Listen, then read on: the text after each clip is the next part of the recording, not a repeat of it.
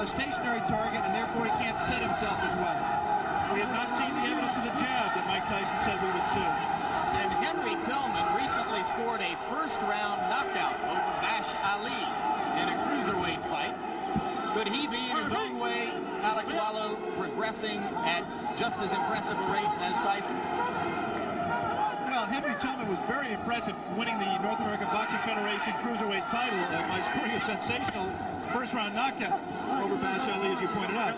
It's difficult to judge because, first of all, I haven't seen all of Henry Tillman's fights, and second of all, he hasn't fought in the same division as Mike. He's been fighting as a cruiserweight. There's not as much talent down there. It's difficult to say. I was very impressed with Tillman against Bash Ali. He will be inevitably a future opponent of Mike Tyson, as will Terrell Biggs and a number of other these young heavyweight prospects.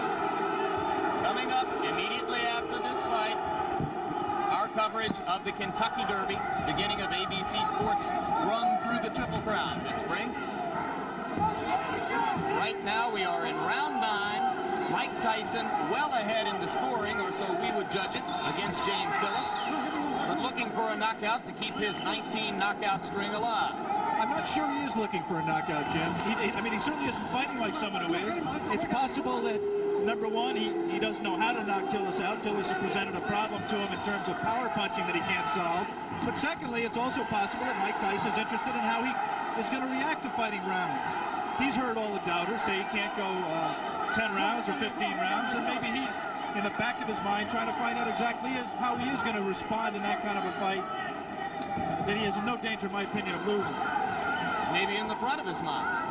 22 seconds remaining in round 9. More and more it looks as though Tillis is going to be able to go the distance. And Tyson again is not busy during the clinches when his hands are free and he has a chance to punch. Landed a right hand on Tillis's nose, but again from a long enough distance that it didn't damage Tillis. We have gotten to the end of round 9. We'll be back for the closer after this. We are back in Glens Falls, New York, round 10. The crowd tries to liven itself up, try to provide some encouragement to Mike Tyson. Most of them have come here today hoping to see a knockout and, frankly, expecting to see a knockout. Tyson tries to deliver with the right hand and steps in and throws the left. Tillis again ties him up.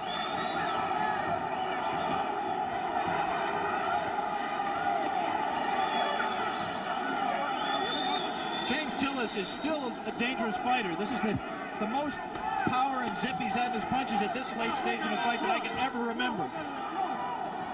Tyson knows it, and I just don't think he's going to take any unnecessary chances. You can be sure he wants to keep the knockout string alive. But he also is just not going to take any unnecessary chances. He wants to win a decision, win a fight. He'll be 20-0, still undefeated, and in his mind, I think, still well on his way to a heavyweight championship. But Tillis had revived his career somewhat, even with a loss, if he stands up. Well, this certainly is a respectable showing, and there certainly will be notoriety to the man who broke Mike Tyson's knockout string, especially if Mike resumes the knockout string after this fight. Always difficult to know why a crowd is booing. You can't psychoanalyze 8,000 people. I think it's possible that they're disappointed in Mike's performance. They came here wanting to see him do what he's done in his previous 19 fights, and he doesn't appear at this point to be going all out to satisfy them. Landed the left hand, but Tillis stood right there.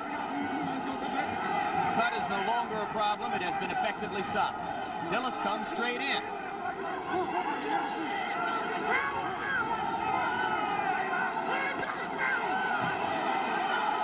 And now Tyson, one of the few times we've ever seen him swinging wildly.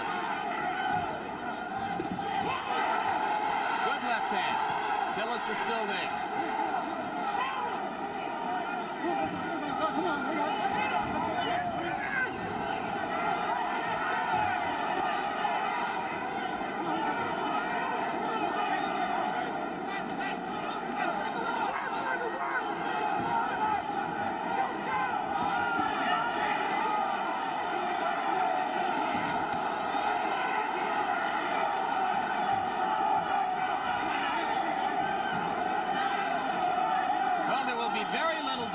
The decision here.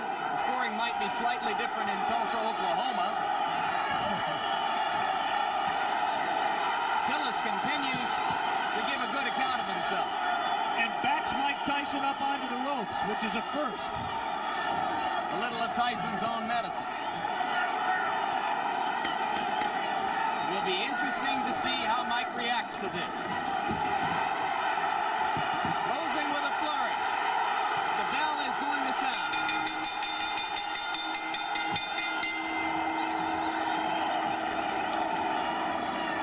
Big smile on the face of Bo Williford as he steps into the ring. I think he's quite proud, win or lose, of James Tillis. All right, now we are back live in Glens Falls, New York, and in the middle of the ring, ring announcer Paul LaFleur with the decision Ladies and in this gentlemen, here is the official score. Judge Bernie Friedkin scores it 6 rounds to 4. Judge Allen scores it 6 rounds to 4. Judge Tony Mertz scores it 8 rounds to 2. This decision is still undefeated, Mike Tyson. So for 19-year-old Mike Tyson, moved the record now to 19, or make it 20 wins, no losses, 19 of them by knockout. I'm Jim Lampley along with Alex Wallow, saying so long for now from Glens Falls, New York.